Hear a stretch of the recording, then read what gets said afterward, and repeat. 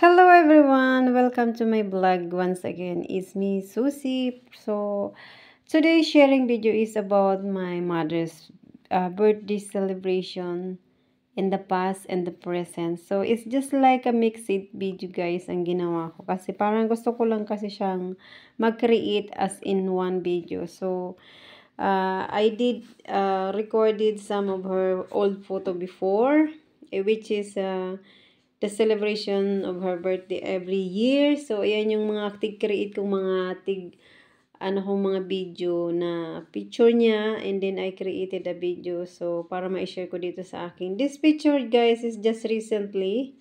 She just wear her old dress, which is I brought this dress for her nung nag-celebrate siyang 80 years old. So, hanggang ngayon, nasusuot niya pa rin yung damit niya. So, nakakatuwa naman guys kasi hindi naman siya hindi siya tumaba. Yan ang ibig ko sabihin. So, na-maintain ng mother ko ang kanyang healthy body. And I hope I always pray na makontinue yan. So, ayan yung mga kapatid ko guys. Simple lang yung celebration niya nung 83. So, this one is the last year celebration. 3 years ago. Ayan.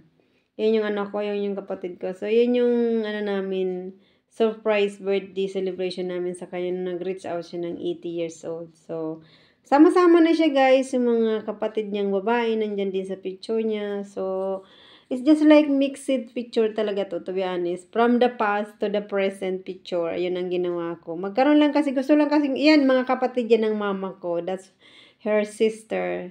Ang mama ko ang old sa kanila. Yung older sister. Ito yung bunso namin, si Auntie Naily. And this one guys, kung nakikita nyo, wala pa yung bubong namin. Yun yung nag-celebrate siya ng 74 birthday. Ayan, I remember correctly this photo. Ayan, yung mga kapatid niya ulit. Lagi naman yan guys. So, kung makikita niyo, wala pa kaming bubong yung sa may namin sa garage. Wala pa yan bubong guys.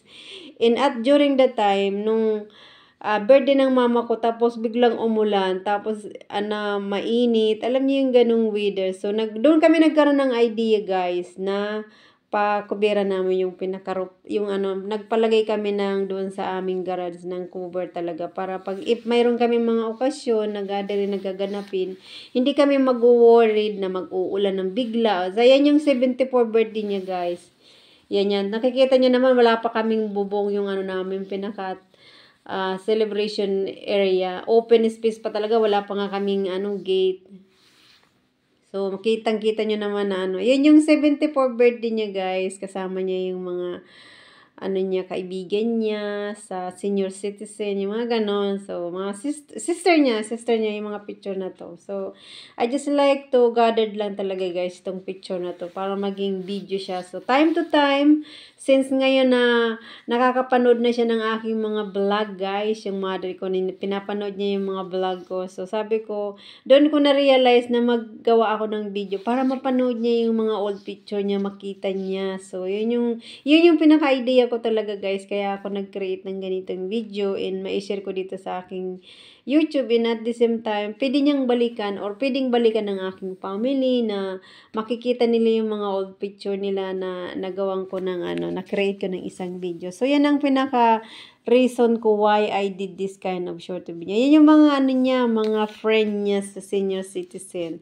I don't know what's birthday this one, but I remember it's around 70. I don't know. Nakalimutan ko na yung date, guys. Basta, ayan yung mga simple-simple lang nung wala pa siyang di pa. Basta yan lang. Simple-simple lang yan, guys, na celebration. Pinagsama-sama ko na lang talaga. Yun lang ang makikreate ko ngayong video. And alam kong matutuwa yan siya guys pag napanood niya yung mga picture niya, napapanood niya yung mga apo niya, nakikita niya yung mga kapatid niya kasi nga mixed photo from the old celebration to the present celebration. Pinaghalo-halo ko na siya guys kasi para naman mas magandang tingnan. So, ayun yung recently guys. So, thank you for watching everyone. That's all for today's video. It's all about my mother's birthday. Thank you for watching. Bye!